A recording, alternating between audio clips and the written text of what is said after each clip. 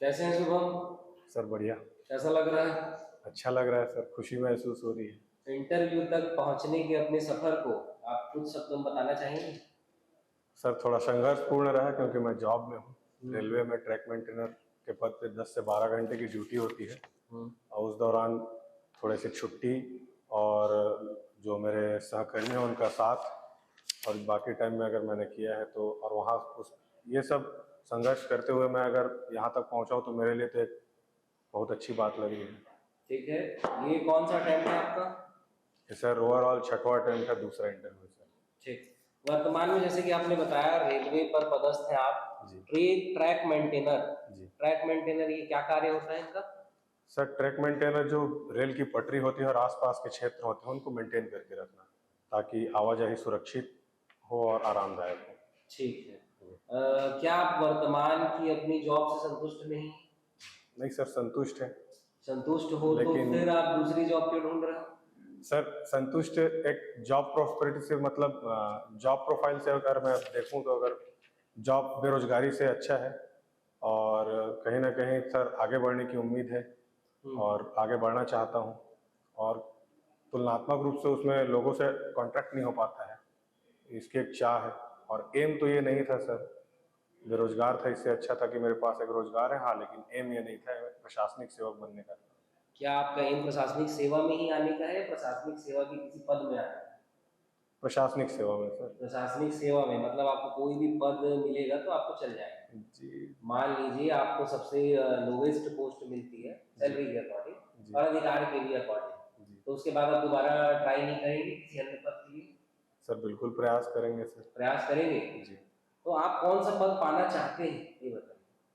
Sir deputy collector का पद sir. Deputy collector ही पाना चाहते हैं ना? जी अब आप मुझे ये बताइए कि आप जैसा कि मैं देख रहा हूँ रेलवे में कार्य कर चुके हैं और एक सामान्य कैंडिडेट जो बेरोजगार है समझ लेते हैं, आप रोजगार प्राप्त कर चुके हैं। जी। तो हम आपको क्यों चयनित करें? आपसे हमको ऐसा क्या लाभ मिल जाएगा कि हम आपको डिप्टी कलेक्टर बना दें?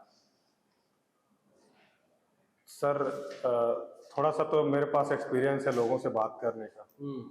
दूसरा सर कुछ जो गुण होते हैं लोक सेवक में वो थोड़े मैं अनुभव करता हूँ कि हाँ मेरे अंदर है हम्म। और कहीं ना कहीं जो मेरी चाह है उसको उससे जोड़ती है। सर मेरा जो प्रोफाइल है तुलनात्मक रूप से मैं समझता हूँ कि मैं एक सिविल सेवक बन सकता हूँ और ठीक है। वहाँ। ऐसे कौन से आपको गुण दिखते हैं अपने अंदर जो डिप्टी कलेक्टर के लिए जरूरी है? सर एज अ प्रशासनिक सेवक के रूप में मेरे अंदर एक विनम्रता का गुण होना चाहिए जो मुझे मेरे अंदर है। तटस्थ होने का एक गुण है और सर लगन तो मैंने प्रदर्शित किया ही है, काम करने की इच्छा और कानून के प्रति सर आस्था रखता हूँ। ठीक है। मान लीजिए आप डिप्टी कलेक्टर के पद पर कार्यरत है जी और आपका कोई मित्र है, वो जी भी आपके जैसे ही समतुल्य किसी पद पर है। जी आपकी कोई कनिष्ठ महिला आती है आपके मित्र की कंप्लेन लेकर, जी। उसके खिलाफ वो आपके आपसे शिकायत दर्ज करती है, आपके क्या कदम होंगे? सबसे पहला कदम क्या होगा आपका? सर शिकायत की जांच करेंगे पहले, हम्म। अगर सही पाई जाती है तो मान कार्रवाई। लीजिए वो फिजिकल हैरेसमेंट का शिकायत करती है कि जी आपके मित्र ने उनके साथ कुछ फिजिकल हैरेस किया है, जी। अब आपके क्या कदम होंगे? सर पहले तो जांच करना पड़ेगा हम्म। और मैं कौन सी पोस्ट पे हूँ वो डिपेंड करता है। उसके जो वहाँ पे कर्तव्य क्या होने चाहिए वो डिपेंड करता है। जैसे अगर मैं पुलिस अधिकारी हूँ। मान लीजिए आप डिप्टी कलेक्टर हैं, जी महिला आपकी कनिष्ठ है, जी आपके मित्र भी क्लास 2 ऑफिसर है पर किसी दूसरे विभाग में। जी। ठीक है, अब बताइए। सर एक बार व्यक्तिगत तौर पे तो मैं उनसे बात करना चाहूँगा हम्म। कि वास्तविकता क्या है जिससे जो चूंकि दोस्त हैं और चूंकि महिला कनिष्ठ मेरी कर्मचारी है तो दोनों में एक सामंजस्य हो कि उसके रीज़न क्या है, वास्तव में है कि नहीं है। उसके बाद सर मैं कानूनी कार्यवाही अगर बात करने से अगर समझ में आता है कानूनी कार्यवाही के योग्य है तो कानूनी कार्यवाही तो करेंगे सर। ठीक है। मान लीजिए आपका मित्र आपको कहता है कि भाई हो तो गया है, गलती हो गया है मेरे से, लेकिन तुम संभाल लो, दोस्त हो, अगर मेरे खिलाफ कुछ कार्यवाही करोगे तो मेरा पूरा करियर बर्बाद हो जाएगा, मेरे को दोबारा नौकरी नहीं मिल पाएगी, तब आप क्या करेंगे? सर एक प्रशासनिक सेवक, एक सामान्य व्यक्ति को यदि ये सब शोभा नहीं देती तो वो तो एक प्रशासनिक पद है, उस पर तो बैठे हुए व्यक्ति को हिंसा और महिलाओं प्रति सम्मान भाव होना चाहिए। तो एज अ नॉर्मल पर्सन मैं उनसे ट्रीट करूंगा और जो कार्रवाई है वो तो करेंगे सर। ठीक है। आपकी हॉबी योग एवं व्यायाम करना है, जी ये डेली बेसिस पे आप करते हैं? जी सर। योग करने से आपके व्यक्तित्व में कौन से गुण निखर के आते हैं? सर तनाव मुक्त रहता हूँ, खुश रहता हूँ और तटस्थता का एक गुण है जो लाता है सर, मैंने अनुभव किया है। ठीक है, योग में क्या क्या करते हैं आप? सर योग में मैं प्राणायाम को शामिल करता हूँ और ध्यान करता हूँ। ठीक है, अनुलोम विलोम क्या होता है? अनुलोम विलोम सर प्रक्रिया होती है जिसके द्वारा श्वास प्रश्वास की गति को नियमित किया जाता है, एक नाक से लेकर के दूसरे नाक से छोड़ने वाला। करके बता सकते हैं अनुलोम विलोम? जी सर। बताइए।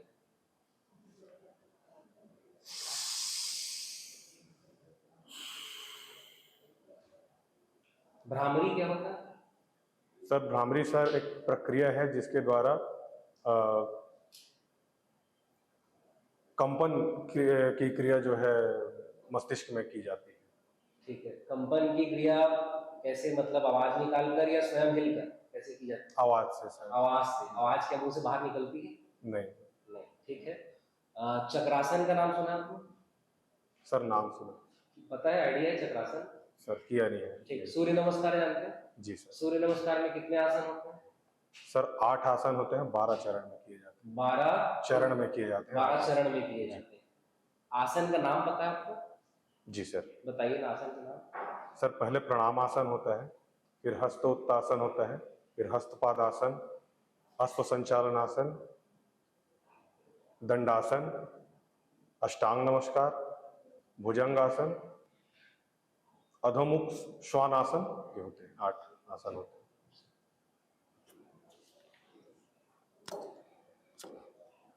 शुभम कुमार जी, जी कंफर्ट है आप? जी सर। पर्सनालिटी बहुत अच्छी है आपकी। जांजगीर चांपा जिले से हैं आप। जी जांजगीर चांपा से अलग होकर आज तक कौन कौन से जिले बने? जब से जांजगीर चांपा अस्तित्व में है तब से। सर शक्ति जिला बना है सर। शक्ति जिला बना है जांजगीर चांपा से, ठीक है।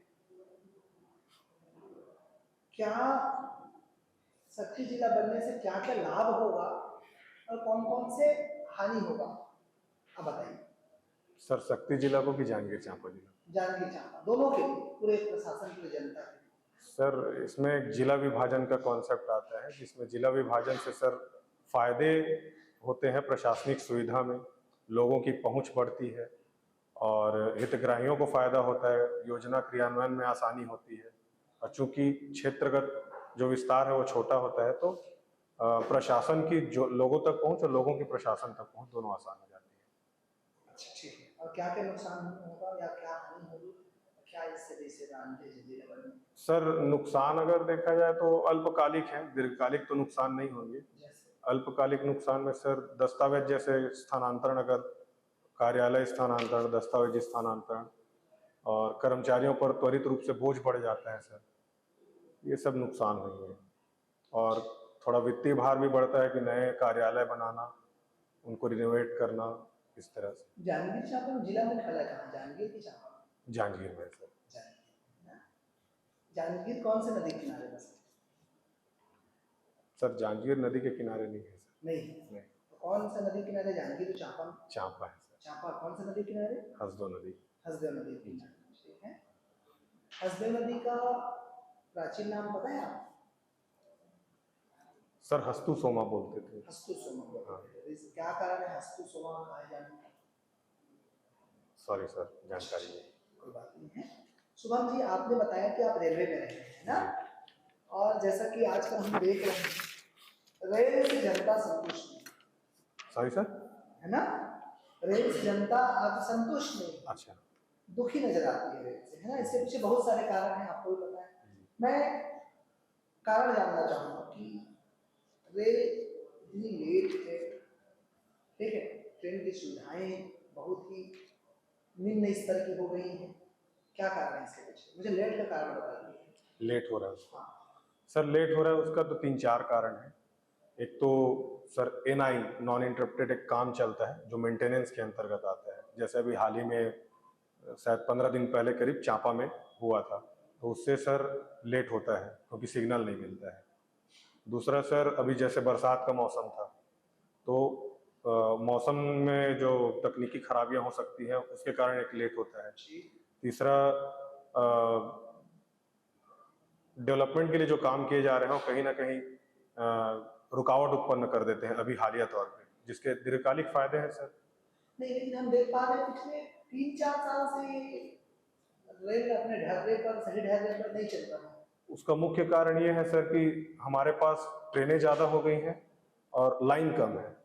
अभी यहाँ से अगर मैं बात करूँ, जहाँ मैं काम करता हूँ झारसुगुड़ा की तरफ, झारसुगुड़ा और ब्रजराजनगर की तरफ, वहाँ 4 लाइन है, लेकिन वहाँ से अगर चांपा की तरफ बढ़े तो वहाँ 3 लाइन है। तो ट्रेनें ज़्यादा हैं, दूसरा हम मालगाड़ी की संख्या ज़्यादा है और नहीं, पैसेंजर क्या ट्रेन है। ट्रेन ट्रांसपोर्टेशन, मालगाड़ी की बात किया आपने, हम देखते हैं मालगाड़ी तो चलती रहती है जी और यात्री गाड़ी नहीं चलती है। जी। तो क्या रेल ट्रांसपोर्टेशन आज रेल या मैं कहूँ तो केवल ट्रांसपोर्टेशन के लिए बन गए हैं? नहीं सर, नागरिकों के प्रति सरकार की कोई जिम्मेदारी नहीं है रेलवे की? ये एक पक्ष है सर, लेकिन उसमें ऐसा नहीं कह सकते क्योंकि सरकार दोनों गाड़ियां चलाती है। हाँ, पैसेंजर ट्रेनों को अगर कहा जाए बहुत ज़रूरत पड़ती है या सिग्नल की जो प्रॉब्लम होती है उसके कारण बीच जंगल में आदि रोका जा सकता है, नहीं तो उसको प्लेटफॉर्म में रोकने के लिए गवर्नमेंट प्रीफर करती है। तो जब नहीं, तक तो आप प्लेटफॉर्म में रोके जाए जंगल में, लोगों को परेशानी हो रही है, 10-10 घंटे, 15-15 घंटे ट्रेनें लेट। जी सर, उसका मेन कारण सर लाइन की कमी है, इंफ्रास्ट्रक्चर कमी है जिसपे काम अभी चल रहा है सर। अच्छा ठीक जी है, काम चल रहा है जी है ना? जी रेल में अभी इतनी दुर्घटनाएं हुई। जी सर। ठीक है। क्या रीजन है रेल दुर्घटना का? साजिश है कि रेलवे का ये खुद की फेलियर है? सर इसके दो पहलू हैं सर। जैसे मुझे एक दो घटना जैसे याद है, उसके एग्जाम्पल के थ्रू अगर बताना चाहूँ तो सर, पहला तो सर जो एक बालासोर में हुआ था उसमें टेक्निकल फॉल्ट था कि लूप लाइन चेंज नहीं हुआ था लेकिन सिग्नल दिया हुआ था और ट्रेन स्पीड में थी और लाइन चेंज हो गई, तो जो बगल लाइन में मालगाड़ी खड़ी थी उस पर चढ़ गई और सामने से अपोजिट लाइन से डाउन लाइन से एक गाड़ी आ रही थी और दुर्घटनावश वो ट्रेन उसमें चढ़ गई। तो ये तो टेक्निकल फॉल्ट था। एक रीजन है सर साजिश के तौर पे अगर देखी जाए तो आंदोलनकारी जो होते हैं वो भी कृत्य करते हैं। जैसे अभी हाल ही में 2 घटनाएं हुई थी, सिलेंडर रख दिए थे पटरी। तो आंदोलनकारी थे, आंदोलनकारी नहीं थे, वो जी तो पर्टिकुलर व्यक्ति थे किसी एक समुदाय से जुड़े हुए। जी तो क्या मानते हैं आप ये एक समुदाय विशेष का षड्यंत्र है या विपक्षी पार्टियों का षड्यंत्र है जैसे सरकार कह रही है? सर ऐसा मैं सहमत नहीं हूँ सर कि एक समुदाय विशेष या जो भी अगर उनका उद्देश्य है, उनका उद्देश्य अगर मैं उनको असामाजिक तत्व समझूंगा कि वो समाज के जो हित के लिए जो काम है उसमें बाधा उत्पन्न कर रहे हैं, इस रूप में देखता हूँ सर। लेकिन शुभम जी, तथाकथित तौर पर हम लोग ये देखते हैं कि पर्टिकुलर देखिए वंदे भारत को टारगेट किया गया है या फिर उनका कुछ स्पेशल त्योहार रहा है या एक विशेष स्थल है, उसी के आसपास पथराव हुआ है, उसमें वो लोग संलिप्त पाए गए हैं। जैसे सर ने कहा कि उसमें सिलेंडर रख देना या फिर ग्रेनेड के बहुत सारा रख देना, चीज़ों को रख देना, तो ये तो कहीं ना कहीं इंगित करता है ना कि हम लोग सामाजिक समरसता को प्रभावित कर रहे हैं ये सब चीज़। तो हम लोग कैसे आपके कथन से पूर्ण मतलब सहमत नहीं है, इसके बारे में क्या कहेंगे? सर ये असामाजिक प्रक्रिया है सर, जिसमें जो जनता के जो हित के लिए जो कार्य हो रहे हैं उस पर रुकावट डाली जा रही है। हाँ, मैं आप सहमत हैं कि नहीं किसी विशेष समुदाय द्वारा ये रुकावट डाली जा रही है? सर विशेष समुदाय से तो मैं सहमत नहीं हूँ सर, अच्छा, क्योंकि इसका तो फिर साजिश कर कौन रहा है? ये बात तो तय है कि न्यूज़पेपर में आ गए, इन्वेस्टिगेशन में आ गए, आप रेलवे से खुद जुड़े हुए हैं, ये बात तो तय है। सिलेंडर रखी गई, लोहे के पाइप्स रखे गए, रेलवे को बेपटरी किया गया, तो कौन कर रहा है साजिश? सर एक कर्मचारी की तरह मैं अगर सोचूं तो सर मैं उस कौन कर रहा है इससे तो मैं तकल्लुफ नहीं रखता सर, क्यों ताल्लुक नहीं रखेंगे? फिर कैसे क्योंकि जानेंगे? मेरा काम है वो जो काम हो रहा है उसको रोकना, अगर मैं सक्षम हूँ। नहीं तो आप जानेंगे नहीं कौन कर रहा है तो कैसे रोकेंगे आप? सर ये मेरा काम अभी तक नहीं। जान सकते हैं उसको। सॉरी एक सर, आम पब्लिक को करना है तो जान सकते हैं। Sorry sir. एक आम पब्लिक हो के हाँ। जान सकते हैं उस घटना में क्या है, जो उस पेपर में आ रहा है। सर मैं चूंकि प्रशासनिक सेवा में आना चाहता हूं तो सर एक समुदाय विशेष पर मैं उस पर फोकस करके नहीं देखता, एक सामाजिक घटना की तरफ देखता हूँ। आप प्रशासनिक सेवा में नहीं आते, जी एक आम नागरिक की तरफ तब आप रखते भेदभाव। सर, आम नागरिक का भी कर्तव्य है सर, एक सामाजिक घटना की ओर नहीं, देखता लेकिन हूँ जिम्मेदार को जिम्मेदार कैसे नहीं कहें हम? सर। और इसके लिए तो फिर आप तो फिर प्रशासन में आके फिर तो जो दोषी है उनको भी छोड़ देंगे जो तो समुदाय विशेष से रहे। नहीं सर, इसके लिए तो जांच की जा रही है, आरपीएफ उनको पकड़ती है, जांच प्रक्रिया चलती है, कार्रवाई होती है, उसके हिसाब से उनको सजा भी दी जाती है। जैसे अभी जो दुर्घटना हुई उसमें रेलवे के अधिकारी को ही गिरफ्तार किया गया है, जो एसएससी रैंक के हैं, जो जिनका काम था उसको टेक्निकल फॉल्ट को चेक करना, लेकिन वो उसमें सही साबित नहीं हो पाए, ध्यान नहीं दे पाए। ठीक है, चलिए आगे बढ़ते हैं। जांजगीर से आप है ना? जी जांजगीर के ऐसे 5 पर्यटन स्थलों का नाम सर। जो जांजगीर शहर में ही है, जिले में जांजगीर शहर में। सर, एक नट्टा मंदिर है, विष्णु मंदिर, एक भीमा तालाब है, और सर मैं ये दो ही याद कर पा दो रहा ही हूँ। आपके पास है, ठीक है। हाँ जी सर, एक और याद आया सर, नाहरिया बाबा सर। नाहरिया बाबा मंदिर, ठीक है, चलिए कोई बात नहीं है। जांजगीर से कौन सा नेशनल हाईवे गुजरती है? सर जांजगीर से NH-49। अच्छा, वो जांजगीर से गुजरती है कि नहीं गुजरती है? NH-49 गुजर रही है कि नहीं अभी? जी सर, गुजर रही है सर। गुजर रही है जी। ठीक है।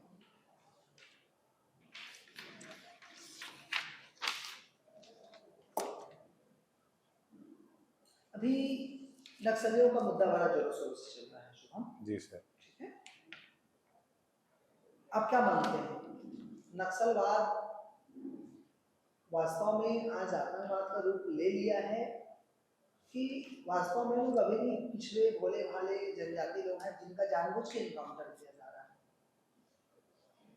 सर इसे मैं दो रूप में देखता हूँ सर। एक तो नक्सली की जो विचारधारा है वो दो रूप में है, एक मजबूर नक्सली, एक मजबूत नक्सली।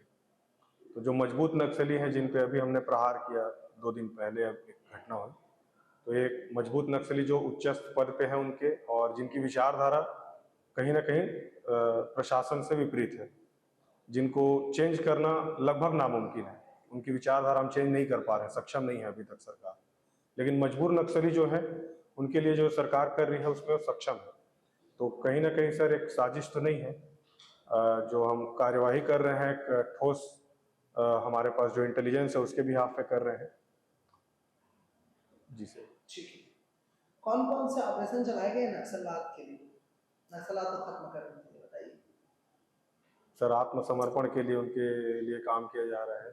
एक स्थानीय जो पुलिस है, जो बस्तर संभाग में अलग अलग पुलिस अलग अलग कार्यक्रम चला रही है, जैसे लोन वर्राटू करके एक कॉन्सेप्ट था।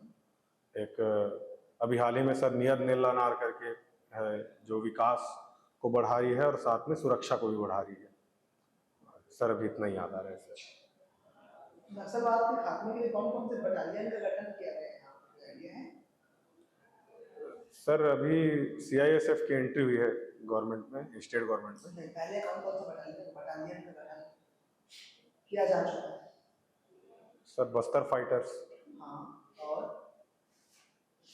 सॉरी सर, ये याद आया। तेजस्वी फाइटर्स, हाँ जी सर। है ना? जी।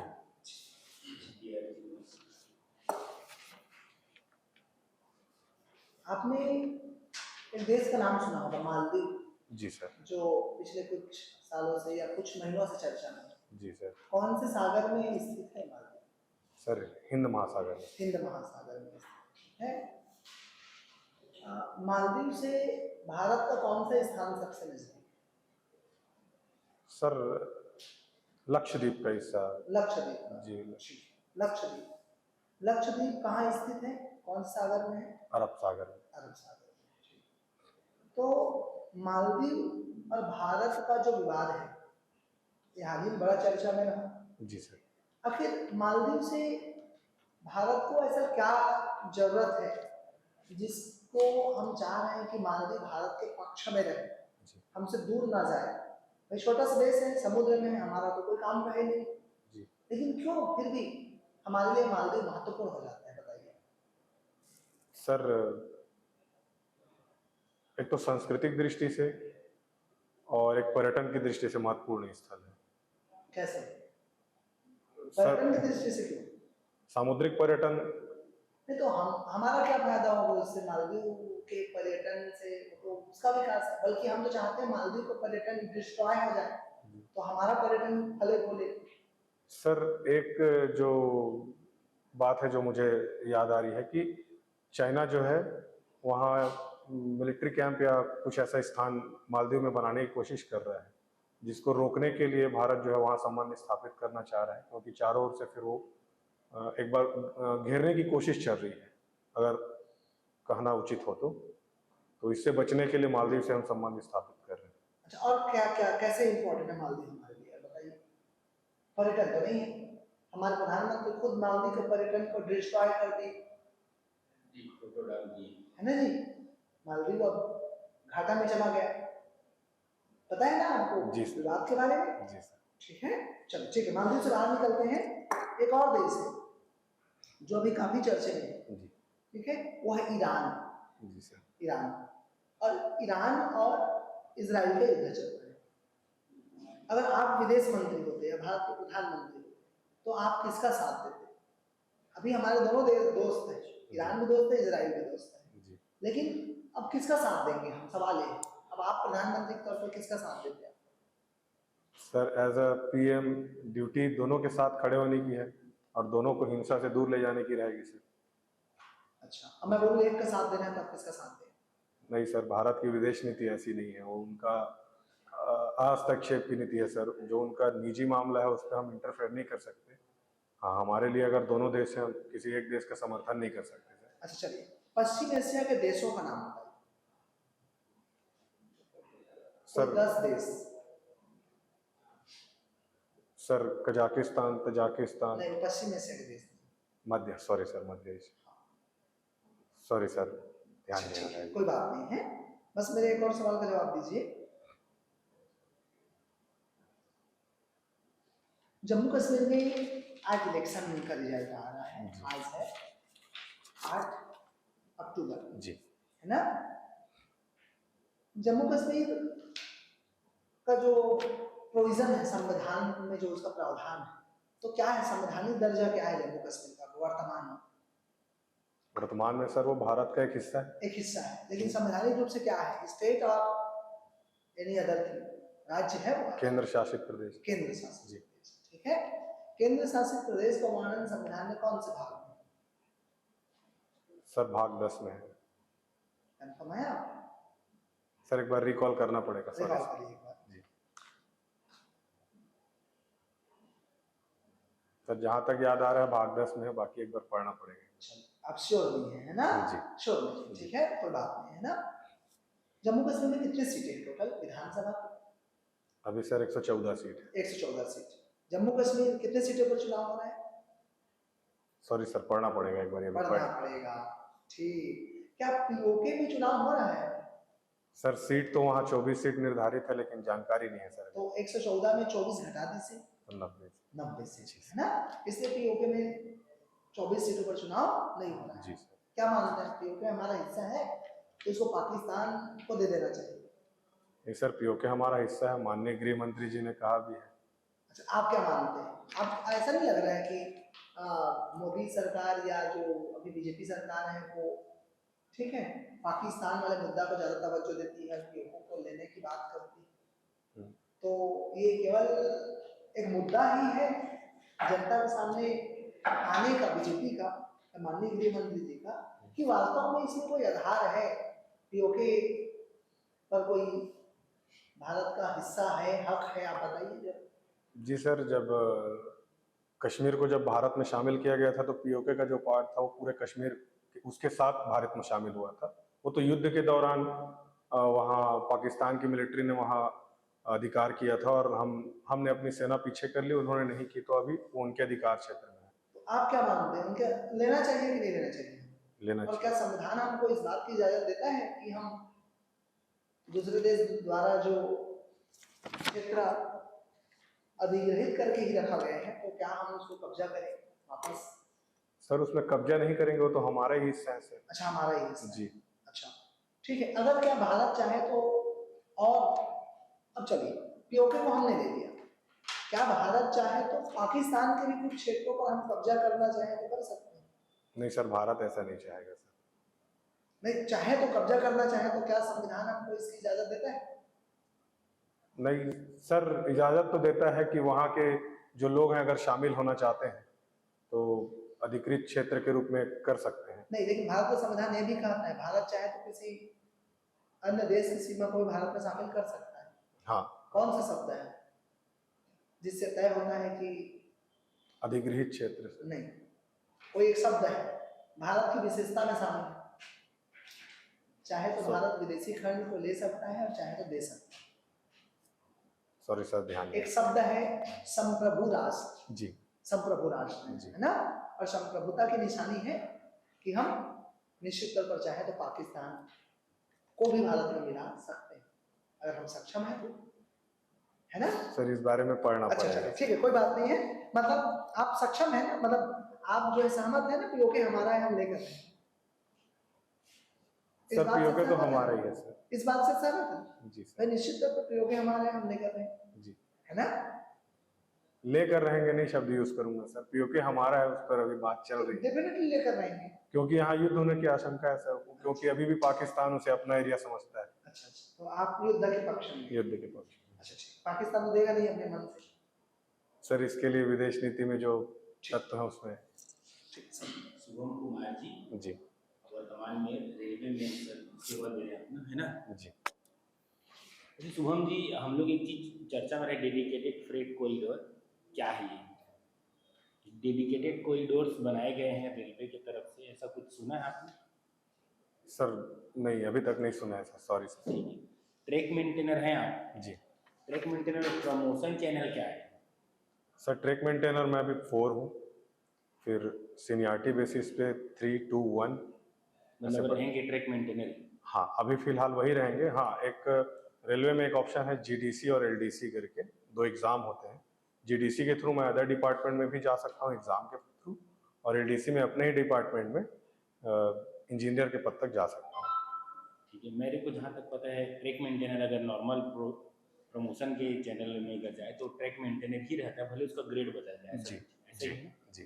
ठीक है, आपकी अभिरुचियाँ योग एवं व्यायाम करना है, फिटनेस लवर हैं आप, मतलब सीधे शब्द में बोला जाए तो? जी सर। ठीक है, बढ़िया।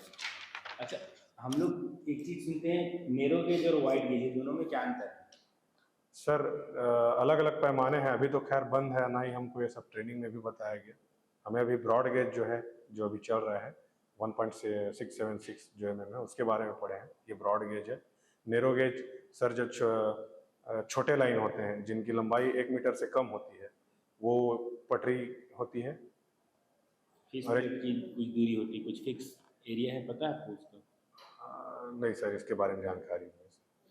ठीक है, चलिए शुभम जी, आप किस क्षेत्र में अपनी सेवाएं देना चाहते हैं? अगर राज्य सेवा परीक्षा में आपका चयन होता है, किस फील्ड में आप सेवा देना चाहते हैं? सर डिप्टी कलेक्टर के पोस्ट के जो अधिकार होंगे, जहाँ तक उन नहीं, आपका कोई पर्टिकुलर एरिया होगा ना जहाँ आप चाहते होंगे, शिक्षा है, स्वास्थ्य है, कोई सर भी एक एरिया होगा? सर मेरा तो सभी विभागों से सामंजस्य का पहले स्कोप रहेगा सर, कि सभी विभागों में काम करूं। हाँ, लेकिन अगर पर्टिकुलर एरिया विशेष पे अगर देखा जाए तो मैं पर्यटन के क्षेत्र में काम करूँ। पर्यटन के क्षेत्र में जाना चाहते हैं? अच्छा, आप कुछ पर्यटन क्षेत्रों के नाम बताइए, छत्तीसगढ़ के 5 क्षेत्रों के नाम बताइए जो वैश्विक मतलब भारत के राष्ट्रीय स्तर पर फेमस हो। सर बमलेश्वरी मंदिर है राजनांदगांव, भी नवरात्रि में बहुत बड़ा चर्चा का विषय रहेगा वो। एक चित्रकूट है जलप्रपात, एक तीरथगढ़ जलप्रपात है, और गंगरेल डैम है सर, हमारे यहाँ शिवरी नारायण सर रामायण काल से संबंधित है। अच्छा, पर्यटन नीति कब लागू हुई छत्तीसगढ़ में? सर श्योर नहीं हुआ, अगर इजाज़त दे तो मैं सर यस करिए। सर 2002 में सर 18 जनवरी से याद आ रहा है। एकदम श्योर नहीं? हाँ श्योर नहीं।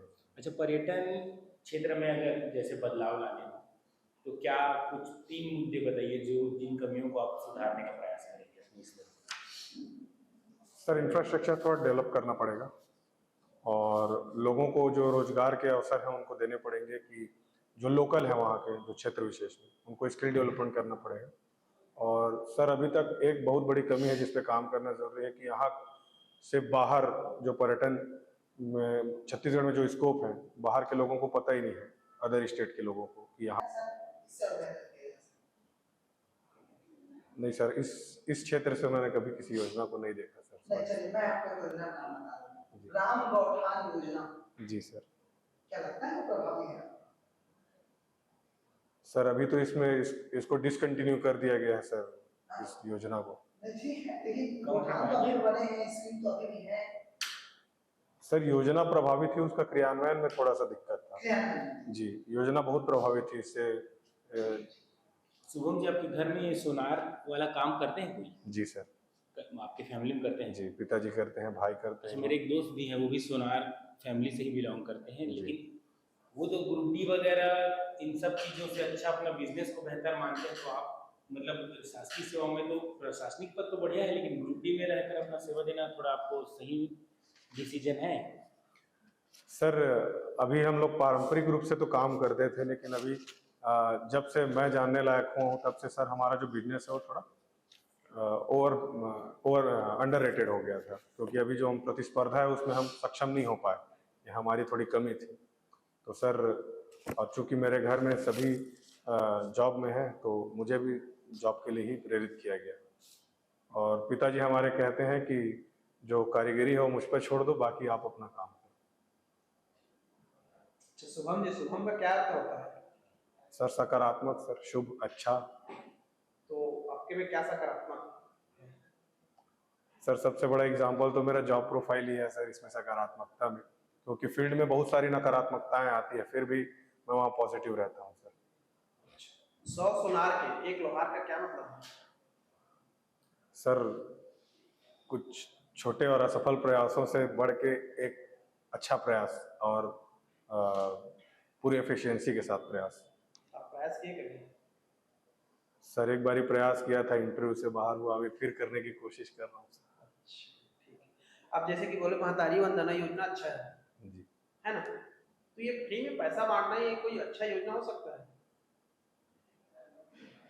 सर, इसके दो पहलू हैं सर, इसको मैं फ्री में पैसे बांटने की नज़र से नहीं देखा, मैं वुमेन एम्पावरमेंट की नज़र से देखा इसको। इसमें सर महिलाएं आज के डेट में आर्थिक स्वच्छंदता दी जा रही है उनको, तो सर कहीं ना कहीं अंडररेटेड है वो, उनको जॉब अवसर नहीं मिल पा रहे हैं, उसके लिए एक प्रयास है।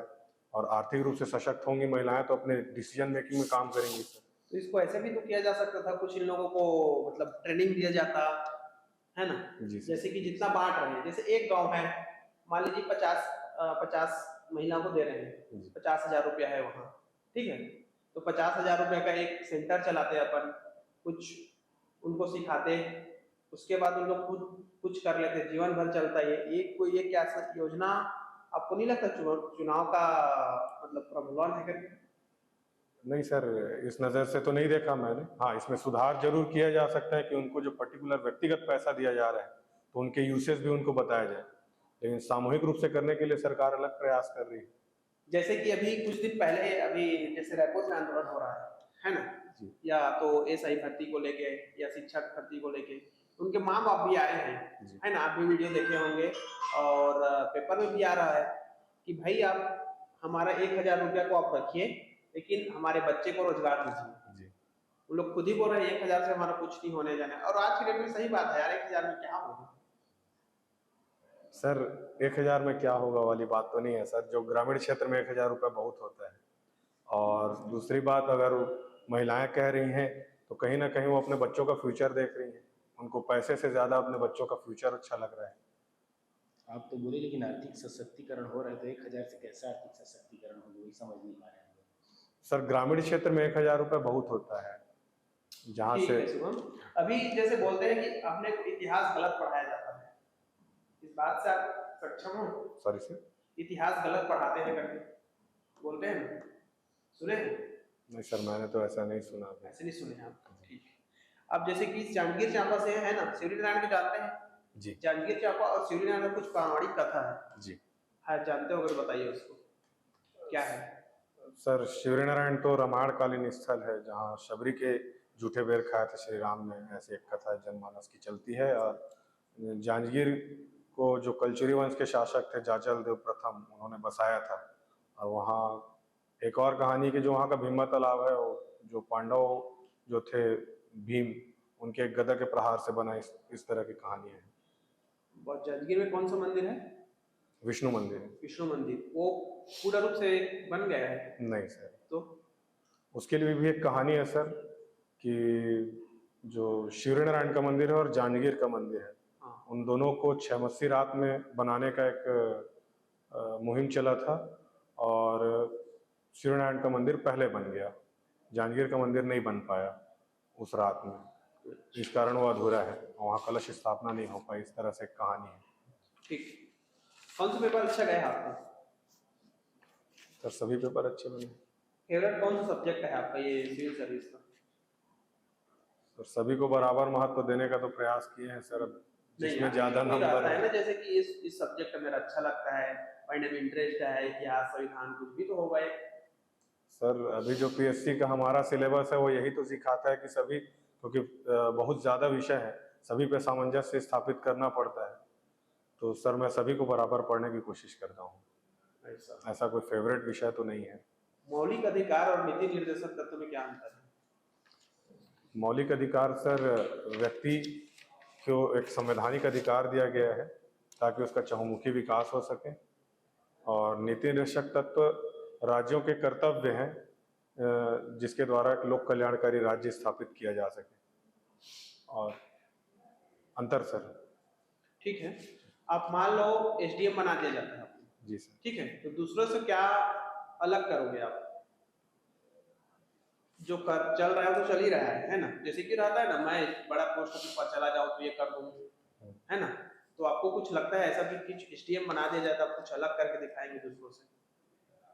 सर कार्यविधि सरल करने की कोशिश करूंगा सर। जैसे कि कुछ उदाहरण बताइए ना। सर जन चौपाल जो लगते हैं वो हेड ऑफिस में लगते हैं, हम क्यों ना उसको जन चौराहों पे लगाएं।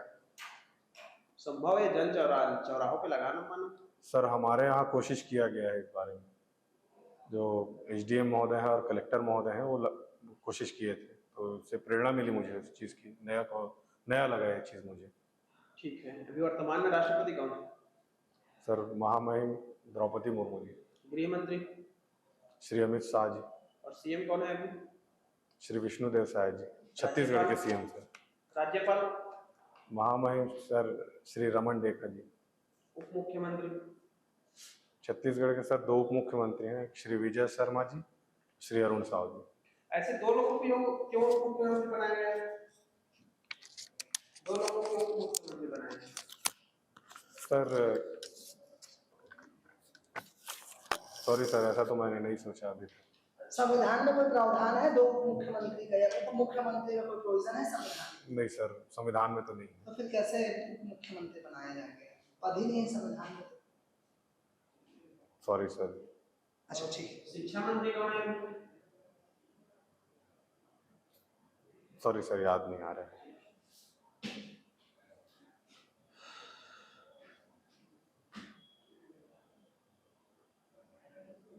आपको किसी अवैध कार्य करने के लिए कहा जाता है जी। आपके विभाग का मंत्री का फोन आता है, ठीक है, और मंत्री आपके ऊपर दबाव बना रहे हैं उस काम को करना है, तब आप क्या करेंगे? अन्यथा मंत्री आपको ट्रांसफर या बर्खास्त करने की धमकी दे। सर इस स्थिति में नैतिक दुविधा होगी। हाँ नैतिक दुविधा होगी, लेकिन करना है, आप कैसे करोगे? नहीं और सर। मंत्री आपको बार बार बोल रहे हैं, तो अब विभाग के हेड है, ठीक है, और कोई ऐसा काम करने के लिए बोल रहे हैं जो सही नहीं, तो क्या करें? सर एक बारी बात करके मैं समझाने की कोशिश करूंगा अगर सही नहीं है तो, और उसके बाद सर अपने उच्चस्थों से परामर्श करूंगा, और यदि उस कार्य में जनहित ना हो तो सर नियम के विरुद्ध काम तो मैं नहीं करूंगा सर। लेकिन आपको बर्खास्त कर देंगे, तब आप? बर्खास्त सर कानूनी कार्यवाही होगी, उसके लिए तो मैं सर, उनके पास भी सबूत होने चाहिए, मेरे पास भी सबूत होने चाहिए। नहीं, मंत्री के पास पावर है सर, कहीं ना कहीं शक्ति जो होती है और सबूतों से तो निर्धारित नहीं कर सकते सर हम। सबूत कहीं ना कहीं तो मेरे फेवर में होंगे, और अगर बर्खास्त किया जाता है सर तो जनहित में बर्खास्त होना सर स्वीकार है सर। बर्खास्त हो जाएंगे अगर वो करते हैं। ठीक है शुभम जी, आपको शुभकामनाएं। थैंक यू ठीक, अधिकारी बने, हमारी टीम की शुभकामनाएं। Sir. Thank you sir. Good luck. Thank you sir.